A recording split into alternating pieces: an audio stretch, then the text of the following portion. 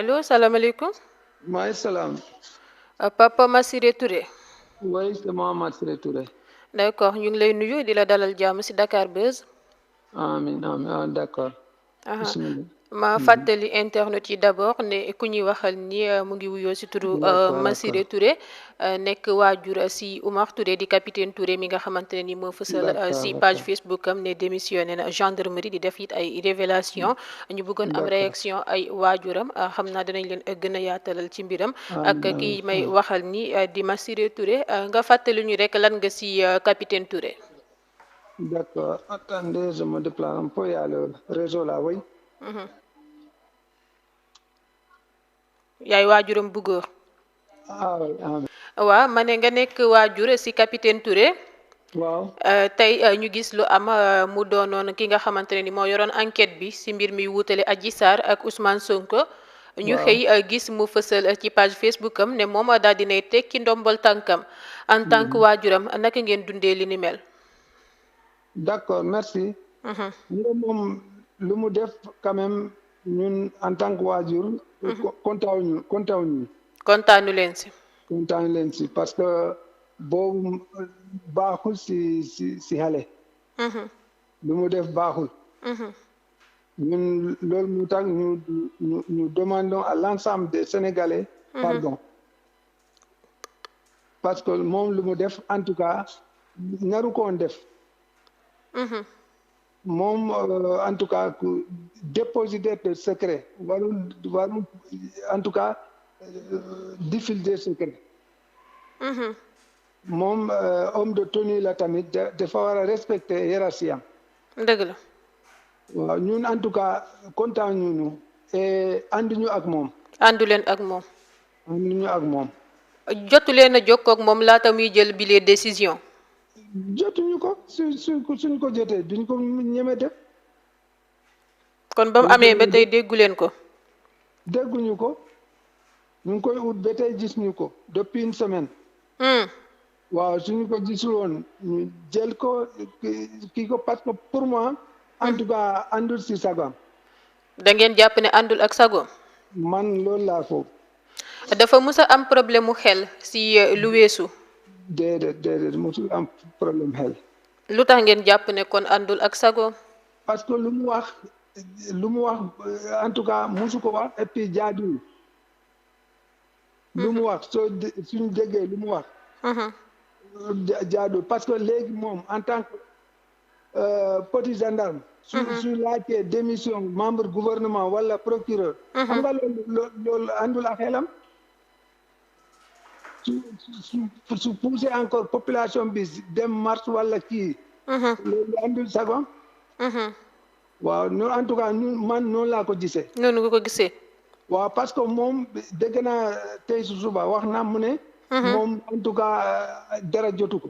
waaw loolu la wax effectivement nee na il est en bonne santé dara dalu ko lu mu def ci lépp rek wala ilaa lu mu wax da koo def ci propre gré maanaam ci coobare boppam.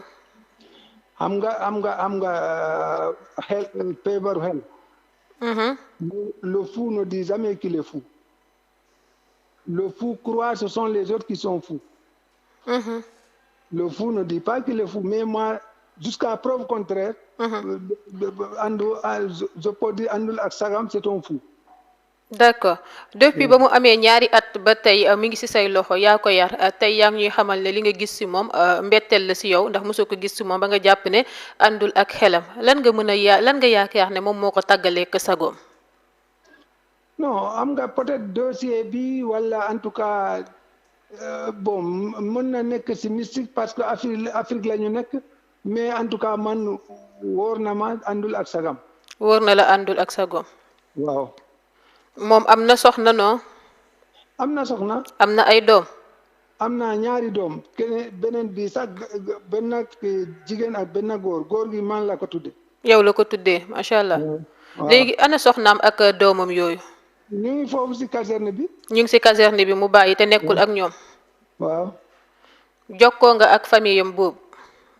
waaw toujours maa ngi koy mu ne moom tamit déggul kii. moom it déggul Omar. mu ne déggul Omar. d'accord dégg nañ li nga wax yëpp da nga jàpp ne àndul ak sagoom sa xel aussi ñaaw na ci wàllum mystique maanaam xar fa fuufa neem sax dégg nañ ko mu ne lépp lu mu def rek moom moo ko def si coobere boppam neem déposé gul lettre démission wam fa nga xamante ne ni fa la ko war a déposé léegi yéen ngeen ne da ngeen ko soxlaa gis wa ila da ngeen ko soxla dégg bu ngeen ko gisee yan tànk ngeen si fas yéene dox. ñun kay suñ ko gisee. première fois bi ñu yóbbu ko ci psychiatre ci hôpital. deuxième bi ñu utal ko en tout cas sëriñ pour ñu sang ko. sangat ko waaw sang ko parce que ce qui est sûr. àndul ak sagam waaw. waaw. àndul ak xelam daal ngeen jàpp. voilà àndul ak xelam waaw. nga yaar ko boo ñu ko doon décriral tey ban genre nit la. moom capitaine Touré. man en tout cas damay wax du Umar bu ma xamoon.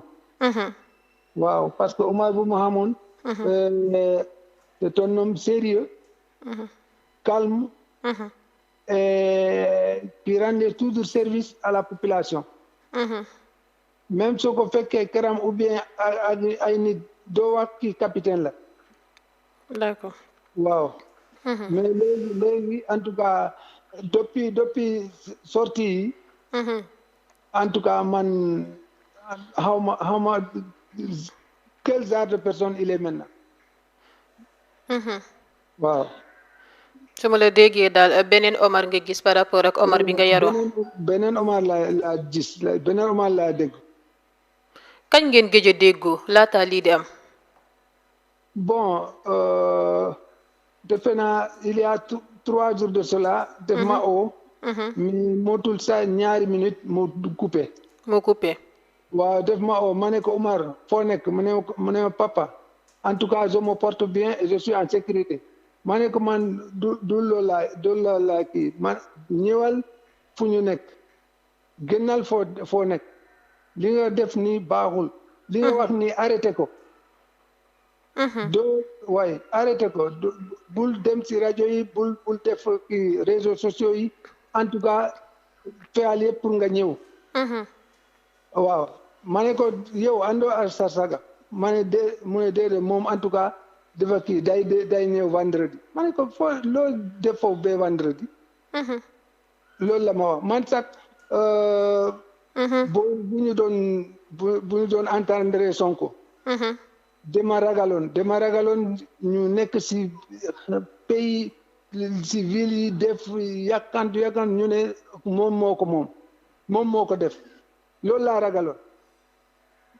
waaw yàlla def sutura. sotti ci ndox ba affaire yi kii sedd. waaw en tout cas damay ñaan yàlla pour ñu gis ko. en tout cas ñu tëj ko. Et je demande pardon aux membres du gouvernement, à la population sénégalaise. La population. Oui, parce que am na à certains suñu déggee lu mu wax. day def lu ñaaw. Voilà. dëgg la donc mi ngi noonu mi ngi jéggalu nee na population sénégalaise bi yëpp ak membre gouvernement bi si lu jot a xew nga wax ko léegi si sa biir wax monsieur Touré yaa ngi may xamal ne mën nañ ko atteindre mystiquement maanaam mën nañ ko xar fa fuufa ndax ci Afrique la ñu nekk ba xam tamit yéen ñi ay parents am jéem ngeen a xool ñi nga xamante ne ni ñoom la seen xel màcc si fàll woowee ngir niir mbir mi comme ni ñu ko tàmm di defee ba xam exactement si lan la ne. waaw bon. fu mu nekk nii xamuñu fu mu nekk toujours bon parce que ñun suñ ko woowee duñ ko jot. suñu xamoon parce que dafa doon wax mu ngi Touba. ren dégg naa muy wax mu ngi Dakar. d'accord. léegi xamuñu fu mu nekk. xamu leen fu mu nekk. waaw. demul leen aussi ci sëriñ mu xoolal leen. bon ñun dañu kii rek dañu def dañu jàng. pour ñu def des prières. ñu ñaan prière mais demuñu ci sëriñ pour ñu xoolal. waaw parce que bon comme toujours day wax en tout cas je me porte bien maa ngi dund. loolu moo tax demuñu sëriñ mais dañu doon kii pour affaire bi set dañu doon def ay ñaan. waaw. waaye moom aussi ñu ngi ko dégg muy wax la première fois ba muy door a xamle ne moom tekki na ndombal tànk maanaam démissionné na gendarmerie mi ngi naan da ko def ngir kaaraangeem waaye itam ngir kaaraange njabootam. waaw njabootam en tout cas mu ngi fale caserne. waaw jabaram ak ñaari doomam yëpp ñu ngi foofu. ñu ngi foofu. waaw dafa doon ñi sécurité njabootam ak bon membre famille am. mais en tout cas dara du leen jot xam nga le Sénégal c'est un pays de droit. dëgg la. c'est pas parce que Omar am na problème ak yeneen. ñu ñëw si famille am. déedéet raison pour laquelle jabaram ak doomam yi ñu ngi ci caserne bi. waaw.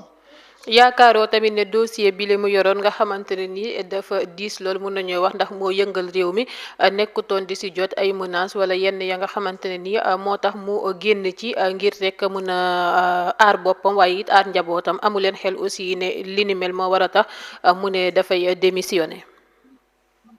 waaw mais loolu c'est-à-dire que bon il devait être à la hauteur. warul woon gaaw tiit. parce que moom de tenue la. dafa waroon jël responsabilité am na ay supérieur hiérarchique. su fekkee loolu dal na ko mu dem si ñoom ma ne voilà dossier bi mënuma ko. il n'est pas le seul. mais narul woon démissionné narul woon dem en tout cas wax li mu wax nii baaxul. oui en tout cas la famille est désolée. dëgg la. waaw. dëgg la dégg nañ li nga ci wax li mu def nii àndu leen si neem xam leen ne moom démissionné na waaye daa mel ni ñu ngi ko considéré ba tey comme élément gendarmerie bi wa ilaa ci section de recherche bi ndaxte ba tey hiérarchie bi jotaguñu bataaxalam bi nga xamante ne ni bind na ko bu yee firndeel ni day tekki ndombal tànkam. waaw en tout cas defe naa ci Facebook lay def. bindul signé jokko service gendarmerie. dafa def rek mu def ko ci réseaux sociaux yi. jokk man loolu moo ma poussé ba ma wax moom kii la c'est un fou. parce que moom il a assez été formé. dëgg la su fekkee day démissionné mu bind yóbbu ko si fu mu ko war a yóbbu. jaru woon def ko si téléphone yi si Facebook yi si réseaux sociaux yi yónni ko. baaxul. dëgg la. waaw. balaa ma laa bàyyi rek amaana tey capitaine Touré mu ngi ñuy teewlu ba amoon tey kàddu yu ngi koy dënk lan lay doon. bon en tout cas je le demande d'être sérieux serein. toujours calme mu bàyyi lu mu wax. baaxul mu bàyyi lu mu wax. fu mu nekk ñu wax ñu fu mu nekk. ñun dinañu dem jëlsi ko. loolu moo baax si moom. waaw. dëgg la donc fi mu ne nii daal famille am yéen a ngi ci njàkkare. waaw parce que famille bi en tout cas kenn ci ñun depuis problème bi amee. presque kenn du lekk en tout cas fii ñu ngi comme on est en deuil. ndeysaan. parce que c'est toute une famille qui a perdu un espoir. D'autant plus encore non seulement la perte de l'espoir mais. lu mu wax. c'est pas de notre éducation. dëgg la. waaw yaruñu ko loolu. waaw. dëgg la yéen famille yam fan ngeen nekk fii ci Sénégal. ñu ngi Kolda. yéen a ngi Kolda. waaw. kon moom Kolda la sokkee ko. waaw. d'accord kaddu yi leer na sa kaddu gu mujj lan lay doon. comme li ma leen wax bon jërëjëf tamit yéen tamit seen waa rajo yi. bon je vous demande en tout cas de nous transférer directement lu ñu wax nii. ñu ñaan encore gouvernement yi en tout cas comme dama koy répéter toujours ñu demander pardon. depuis la gendarmerie jusqu'au président de la République. parce que am na lu mu wax baaxul ci moom. baaxul ci waajuram yi. dëgg la. parce que waajur da nga bëgg a. dégg toujours li baax ci sa doom. bëggul nga en tout cas nga dégg lu baaxul ci sa doom. effectivement loolu moo tax je demande pardon. à l'ensemble de la population sénégalaise. damay ñaan tamit vraiment suñ ko gisee. ñu dimbal ñu ba ñu jot ko. waaw comme ça ñu seet luñ ko war a fu ñu jaar pour ñu fecc ko. waaw. d'accord loolu leer na ba xam ndax yéen famille yam da ngeen jot ay menaces wala. déedéet kenn menacé wu. kenn menacé wu leen. déedéet. yéen a ngi ci jàmm ak si kaaraange gu mot sëkk. ñu ngi si jàmm. alhamdulilah kon. alhamdulilah kon donc ñu ngi lay jaajëfal bu baax a baax ci leeral yi ngi si indi. jërëjëf madame jaajëf donc ma fàttali leen mu nekkoon Massiré Touré di waajuru Oumar Touré di capitaine Touré mi nga xamante ne nii moom fësal sur Facebook ne daal dinay tekki ndombal tànkam gendarmerie moom moom mi sax capitaine Touré moom moo yoroon enquête bi ci mbir mi nga xamante ne nii mooy mbirum viol ak menace de mort buy wutale Adji Sarr ak njiital Pastef bii di Ousmane Sonko ñoo ko déggandoo nag ki nga xamante ne mooy waajuram dafa jàpp ne capitaine Touré àndul ak xelam d'après lu ñu wax ni bàyyi ba mbir mi amee ba tey dégguñu ko gisuñu ko li ñu soxla nag mooy gis seen doom ba mun koo jël nee nañ sàngat ko faj ko ndaxte Afrique la ñu nekk am nañ sax xel ñaar ba xam ndax xarfa fuufa wuñ ko loolu yëpp seen xel ñaaw na si buñ sukkandikoo ci waajuram bu góor bu wax léegi di rek Papa Massiré Touré dinañu doon wax ak ñun depuis Kolda ñoo ko déggandoo daal Massiré Touré nag moom xamle na ni